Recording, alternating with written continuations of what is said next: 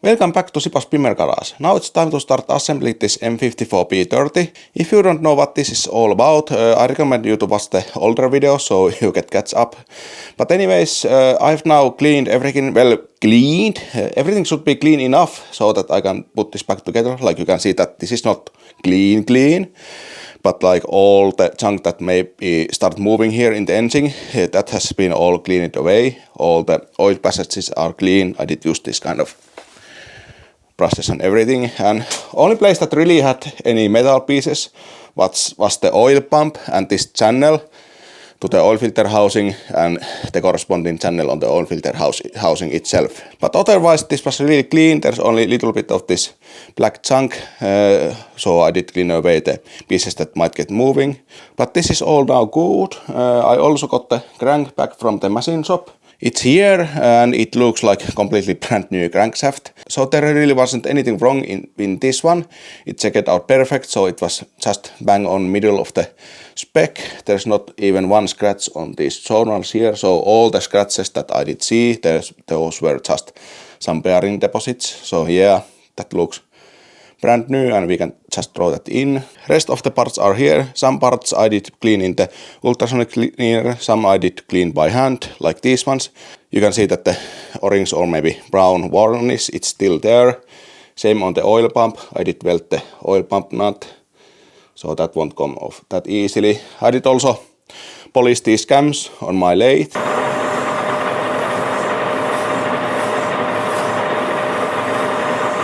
And these came out perfect, so yeah, nothing wrong in these ones. I just swap out this rusty piece here, that kind of things. Oh, and one thing, this was really polished here, so it was worn. And there's a really small one behind this gear here that lets oil to the anode gears, and those will spread out, and that was blocked. So that's why this was so worn, but I did open that and clean that hole. So this should be now fine. I did a little bit grind this, so this should be perfect now. It's really flat, so that should be fine. So yeah, everything should be here. I have all the ports and the cells and everything.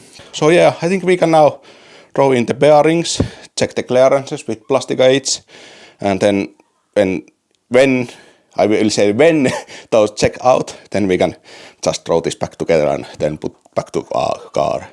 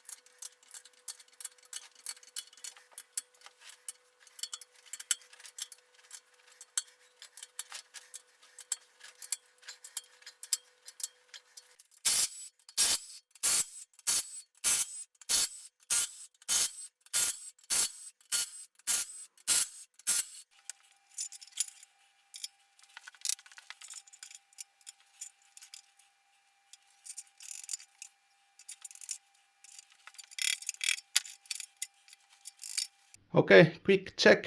I think that's like slightly looser than you can normally see in these, but these all look really even. So that's the main thing. Yeah. It's maybe slightly wider. Yeah, that's the same. So yeah, that looks good to me. Let's check the actual number. Okay, so here's the slip. It's a bit hard to see because there's some missing there, but it looks to be pretty much bang on the 0.05, and the limit is from 0.02 from 0.058. So yeah, as I said, that's on the looser side, but that's fine. Usually if this bearing clearance is on the loose side, that usually means that it can handle more RPM and things like that. So that's fine for me. Everything was really even.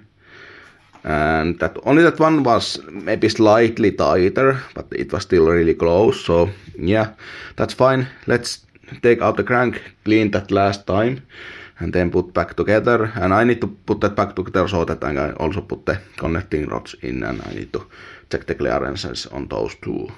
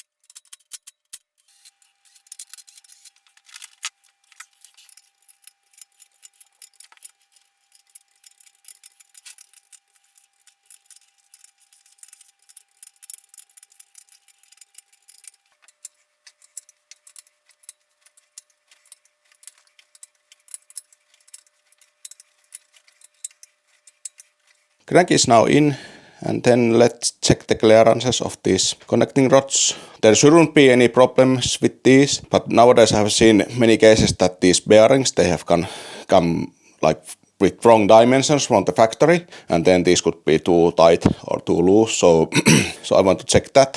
I was more worried about the main bearings because this did spun, and there was like 3 tonals that had some bearing material and that kind of things, so I wanted to be sure that those are okay, and those were, but now just to make sure that there's no manufacturing error in these connecting rod bearings, let's check these ones too. These ones are the old bolts just cleaned, so you can check the clearances with these, and then when you finally install the rod caps, then use new bolts.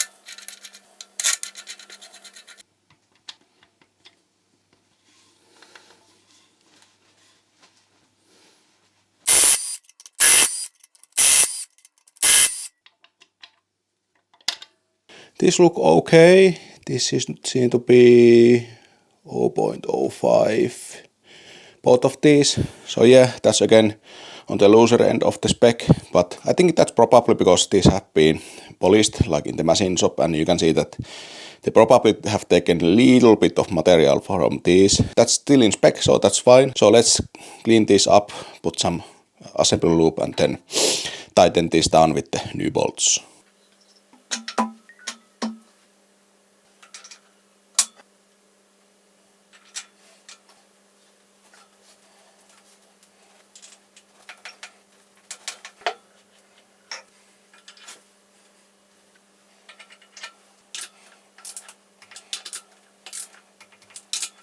Now the most important test to test how well this turns over. So yeah, absolutely butter smooth though, so that's great. If you feel like any resistance or something like that, you need to take this apart because there's something wrong, but yeah, this feels absolutely butter smooth, so this is really good. Then I think we need to put on the oil pump and that stuff, then the front cover. This will be really annoying to install because we have the head still on, but I think we can deal with that and yeah.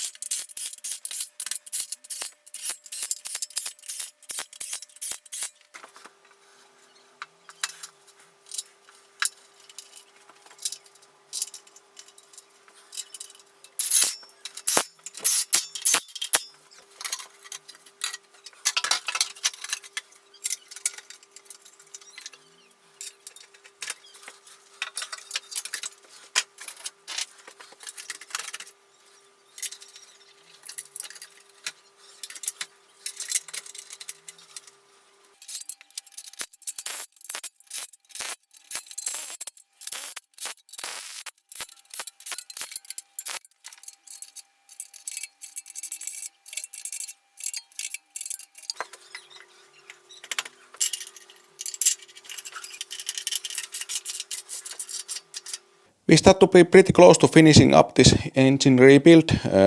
Next up would be the vanos and then the valve cover, and then we are pretty much done. Of course I need to put these ones, but guess we forgot to order new ones. But yeah, it's fine to put this engine back into car and then put this on when those arrive, because well, it's so easy to put this on even though the engine is in the car. But anyways, all these vanos parts, these seem to be a bit worn, probably because of the oil starvation issue, but I think this should still work. I think the vanos also could need some new seals and everything, but I'm starting to run out of time to get this done for this winter, so yeah, I think I will just put this back on as it is, and if this vanos works without any noises, that's fine, but if it doesn't and it makes some noises and that kind of things, it's really easy to just take the vanos off when the engine is the car and fix everything. So I think it's like half an hour job to take the valve cover and the vanos off in the car, because there's plenty of room here. So yeah, I will put this back together as it is and I will fix that if I need to.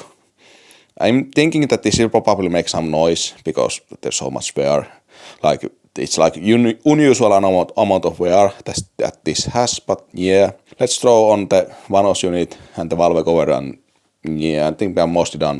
There's some lines that I need to put on and that kind of things.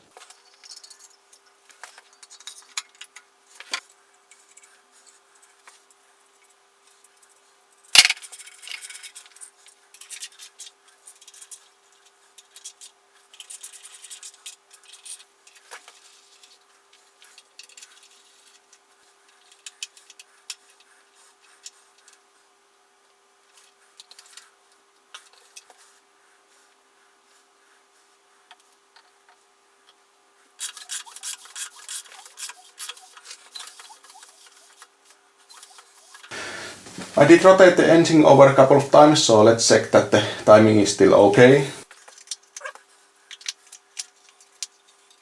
Okay, seems that the intake cam timing isn't okay. There's a lot of room here, so I will need to take the vanos off. We degree that, tighten this again and try again.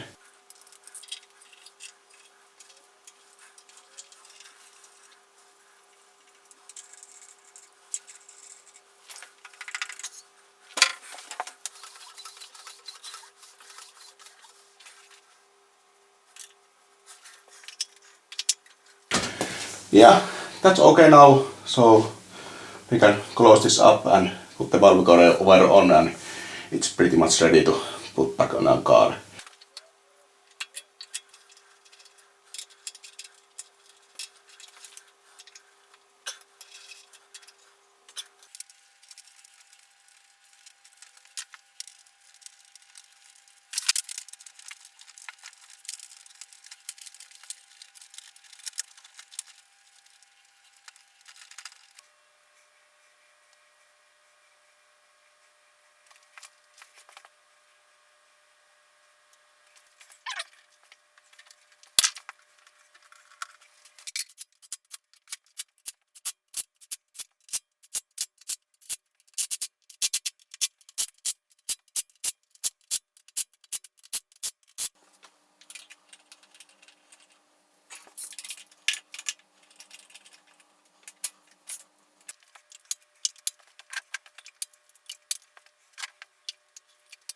And it's finally done.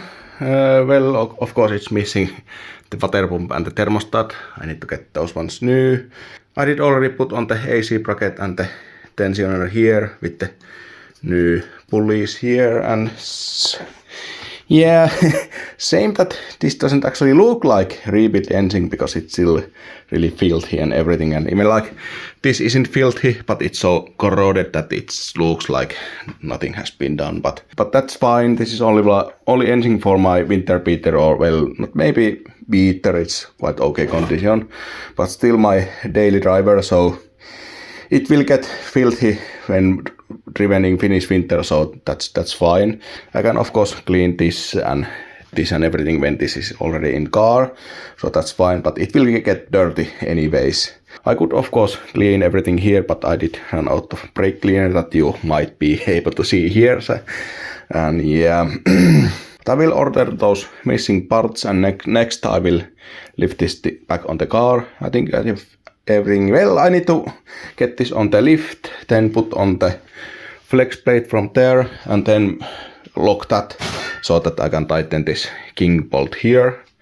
But otherwise this is fully done now, so it can go back to the car.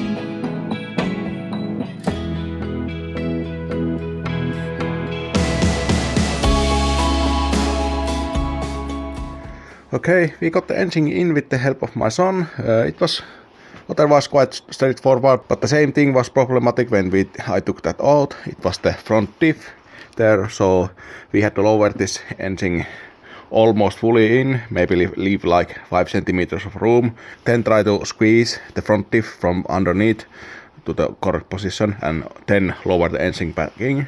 But otherwise it was really easy. I've tried to put all the wiring and everything how it's supposed to be here with all the zip ties and everything. And now I think pretty much everything is on, so next thing is to put on the intake here and then we can start putting back the front stop. I of course could also put the front stop now, but I think it's much easier to put the intake first and put everything back on then and then assemble the front end, so that I don't need to lean over the front beam and everything, because this is actually quite high car and the engine is quite low down, so it's a bit annoying to climb over the front bar and everything and try to work on the engine. Next up is the intake. I did remove this as a one lump. This is like surprisingly clean. Of course this is soaked in oil down here, but otherwise this seems fine. I only need to replace this breather setup that I think was the main problem in this case, especially here, because this is where it has been leaking constantly. So I bought this generic Cold Country breather setup, which is basically same that this is here. The only real difference in the X5 is that this return hose, this is same in all the other M54s, but in the X5 this hose is longer because the dipstick is much further away back here, so this doesn't fit, this is too short for the X5. But these hoses, these tend to crack really easy, like it's even though if we replace everything here, many of these other parts, these are fine for many years, but this rubber hose, this tends to crack really easily and starts leaking, and you get some vacuum leaks and everything.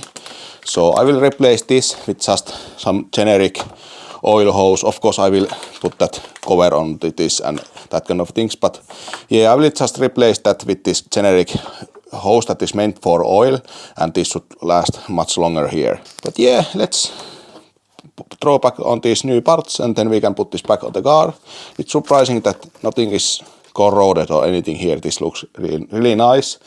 And of course it would be nice to change this gasket here, but usually these don't really get that bad. Only these rubber lines get bad in these intakes and get problems. And yeah, there's also these plugs here.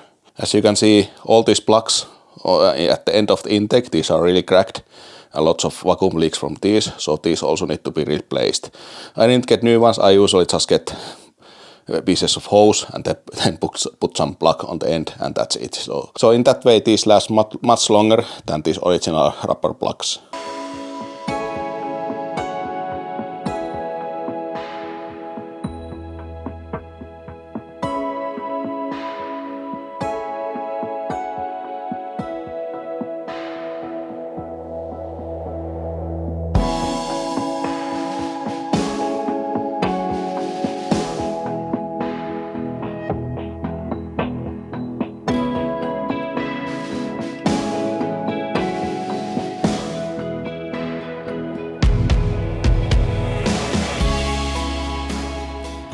Everything is ready here. Everything is new that could be broken or needs to be replaced. This one I didn't yet cut this. I need to put the intake back on and then cut this to the length to make sure that this is not twisted or anything. But otherwise I can just throw this in. I did clean the gaskets, everything. These rarely go bad, so I didn't replace these. And for some this might look weird, but this is the so-called cold country kit, so everything here is insulated.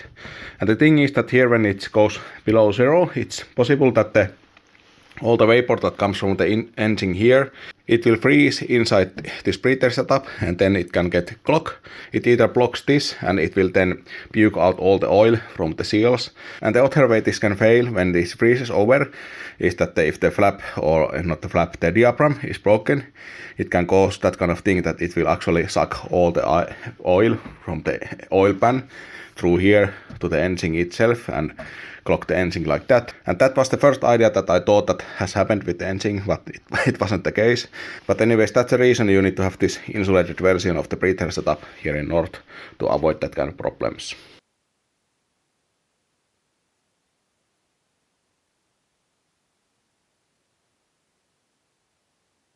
New intake boot.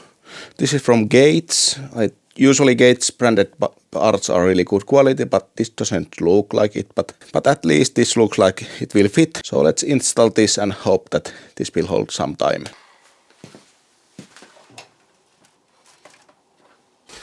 This valve, this looks to be in really good condition.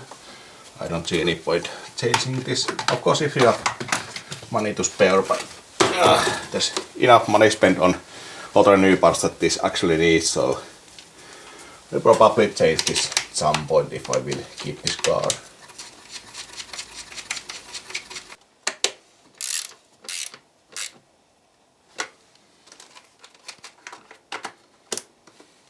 Now it's really missing only the water pump here and the intake pipe here. I just noticed that the diff breather hose, there's this plastic line here and there's little bit rubber line connecting this plastic line to the diff there, and that's cracked, so I need to replace that one. I also need to replace that plug here. Those seem to be same size, about 8mm inside diameter hose, so I need to get some of that hose, because now I have quite good VF for that and that one there, but I need to stop for today. So tomorrow I will get those hoses and those belts and everything, so we can continue from there.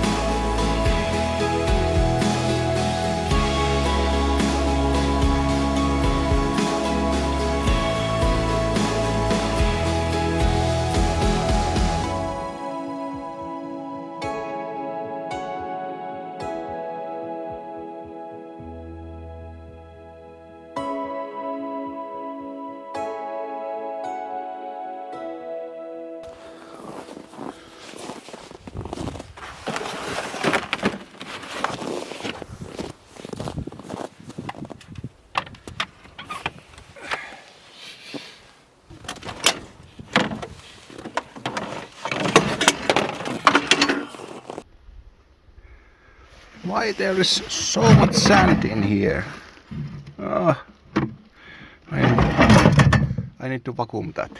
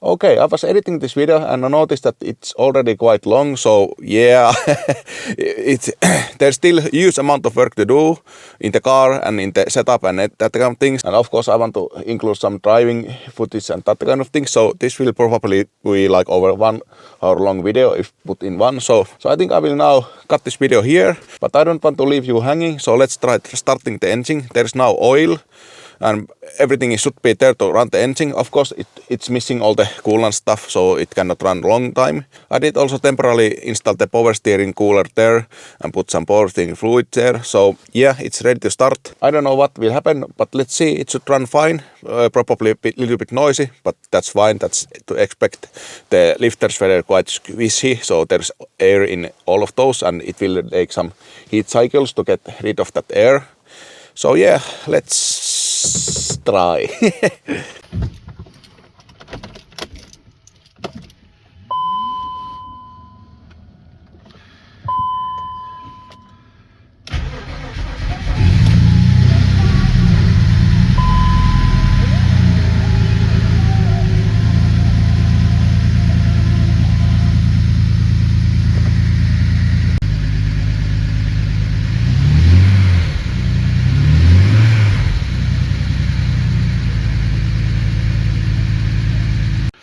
Yeah, my Canon battery did die here in cold, so I didn't get any footage from outside. But yeah, there was pretty nasty lifter tick that it didn't go away after a little bit running, but I think that will be fine after some heat cycles. It didn't sound like nice engine, but let's see. Let's continue on the next video and put this car back on the road.